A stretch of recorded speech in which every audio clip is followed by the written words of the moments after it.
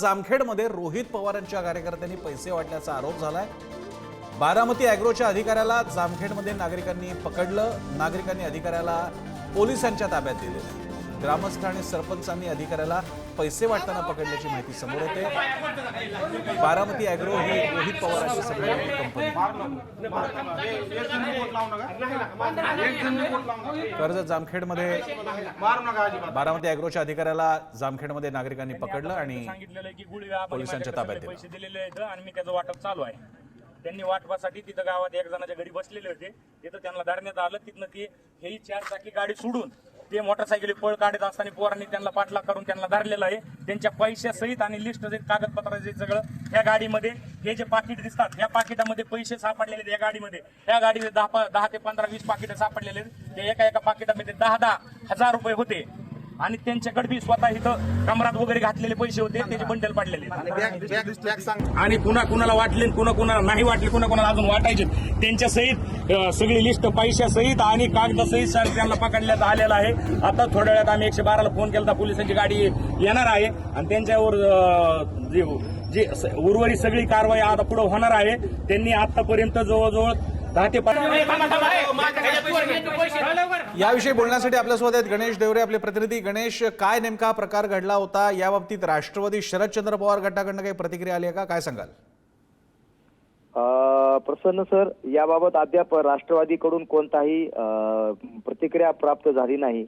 मात्र या घटनेने मतदारसंघामध्ये खळबळ उडाली आहे। घटनास्थळी पोलीस अधिकारी पोहोचल्यानंतर महेश पाटील यांनी त्यांचं सर्व व्हिडिओ रेकॉर्डिंग केलं आहे। संबंधित व्यक्तीनं आपलं नाव मधुकर मारुती मोहिते असल्याचं सांगितलं असून त्यांच्याकडे 32,000 रुपयांची रोकड मिळवून आली आहे। त्याचं देखील त्यांनी व्हिडिओ रेकॉर्डिंग केलं आहे। याशिवाय त्यांच्याकडून काही कागदपत्र पोलिसांनी हस्तगत केली आहेत।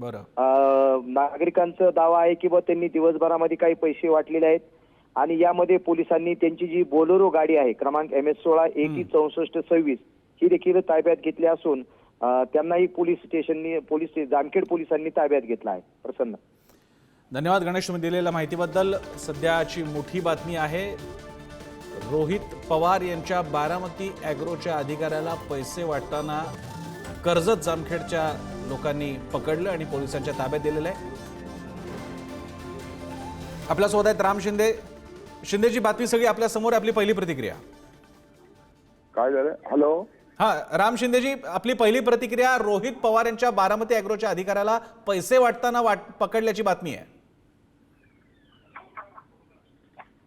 रोहित पवार यांचे बारामती अॅग्रो कारखान्याचे कृषी अधिकारी मोहिते यांना नान्नजमध्ये पैसे वाटताना पकडले। त्यांच्याजवळ यादी सापडलेली, त्यांच्यावरती पोलीस कारवाई झालेली आहे। त्याचबरोबर वायसेवाडी तालुका कर्जत येथे जमदाडे नावाचे दुसरे बारामती अॅग्रोचे अधिकारी पकडलेले।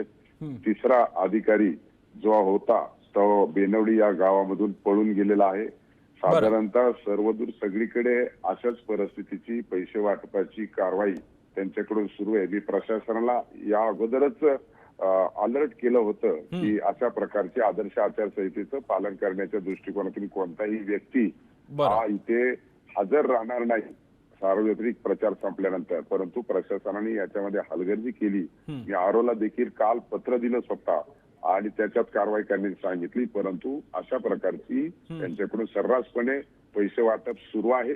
मी सांगितलं होतं की अशा प्रकारची कारवाई होणार आहे आणि प्रचार करताना मात्र सांगितलं की आम्ही पैसे वाटत नाही, दारू वाटत नाही आणि गेल्या वेळेस देखील हाच प्रकार केला, आता देखील तो हाच प्रकार करतात। परंतु आता सर्व कार्यकर्ते आणि जनाधार माझ्या बाजूने असल्यामुळे त्यांना कुठलंच काहीच करता येत नाही अशी सगळी बातमी समोर आली। त्या अधिकाऱ्याला अटक देखील केलेली आहे। राम शिंदेजी, या सगळ्या प्रकरणानंतर आपला पक्ष निवडणूक आयोगाच्या बाबतीत काही प्रक्रिया करणार आहात का? तुम्ही काही तक्रार केली आहे का? आपली पुढची पावलं काय असणार आहेत? पोलीस कारवाई झालेली आहे आणि त्या संदर्भामध्ये वैद्यकीय कायदेशीर सल्ला घेत आहे आणि ते कायदेशीर सल्ला घेतल्याच्या नंतर पुढे काय करायचं ते ठरवणार आहे। आपल्यासोबत विद्याताई चव्हाण सुद्धा आहेत, राष्ट्रवादी काँग्रेसच्या प्रवक्त्या आणि नेत्या। विद्याताई, आता रोहित पवार यांच्या बारामती ॲग्रोचे अधिकारी पैसे वाटताना पकडले गेलेले, आपली प्रतिक्रिया? मला हे काहीही खरं वाटत नाही. याची पूर्ण माहिती घेतल्याशिवाय मला बोलता येणार नाही. कारण आज विनोद तावड्यांचं प्रकरण जवळजवळ 4.5 तास चाललं आणि त्याच्यानंतर भाजपच्या या टॅक्टिक्स आहेत की कुठे कुठे आमच्यावरती कसे आरोप करता येतील असे त्यांनी आरोप करायचं ठरवलेलं आहे. त्यामुळे याची शहानिशा केल्याशिवाय मी याच्या खात्रीपूर्वक याच्या संबंधी बोलू शकणार नाही.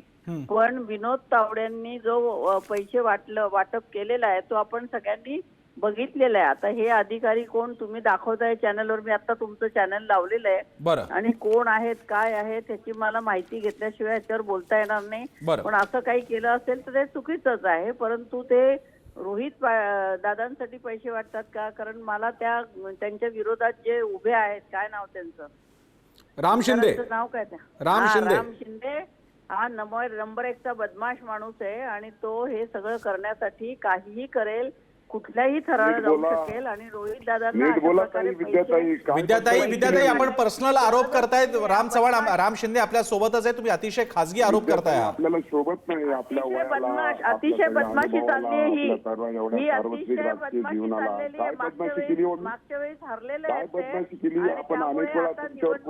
निवडणुकांमध्ये जिंकण्यासाठी विद्याताई आपण व्यक्तिगत आरोप करू नये अशी मी विनंती करेन आपल्याला. राजकीय जीवनात आपण महिला काय बोलताय तुम्ही चॅनलवर बोलताय म्हणजे तुम्ही लोक खोटे पाकिट सांगत असाल. कशावर विश्वास ठेवला? काय बदमाशी केली मी सांगा ना, काय बदमाशी केली सांगा ना तुम्ही. बदमाशी काय बदमाशी केली जरा बोलताना आपण तारतम्य ठेवलं पाहिजे. विनोद तावडे काय करत होते आज?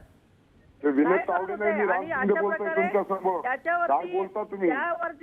मी काय बोलता तुम्हाला लक्षात येत आहे का? तुम्ही कोणाशी बोलताय, काय बोलताय, कुठे चॅनल बोलतात ताई? असं नका करू. तुम्ही सगळ्याला सारखं नाही धरता तुम्हाला. तुम्ही वड्याचं तेल वांग्यावर काढू नका. जे तुम्हाला टू द पॉइंट बोलले तेवढंच विचारा. आलं का लक्षात? अशा पद्धतीने योग्य नाही ताई. नाही तुम्हाला काय वाटलं? तुम्ही 2 ठिकाणी पैसे वाटप कोणाच्या तरी हस्ते केले, याचा सुद्धा शहानिशा करण्यात येईल. आता मी रोहित दादांना फोन लावते आणि याची नक्की माहिती घेते नक्की काय झालंय. परंतु हा माणूस तुमचाच असू शकेल आणि तुम्हीच अशा प्रकारे त्यांच्यावरती आरोप शक्यता आहे. कारण भाजप कुठल्याही स्तराला जाऊ शकते हे आम्हाला अनुभव आहे. मी आपल्या दोघांचे आभार मानतो. मी शक्यतो व्यक्तिगत टीका या काळामध्ये टाळावी, ते नियमांमध्ये सुद्धा बसणार नाही आणि सर्वसामान्य संकेतांना सुद्धा अनुसरू नाही. मी दोघांचे आभार मानतो. विद्या चव्हाण आणि आपल्यासोबत होते राम शिंदे.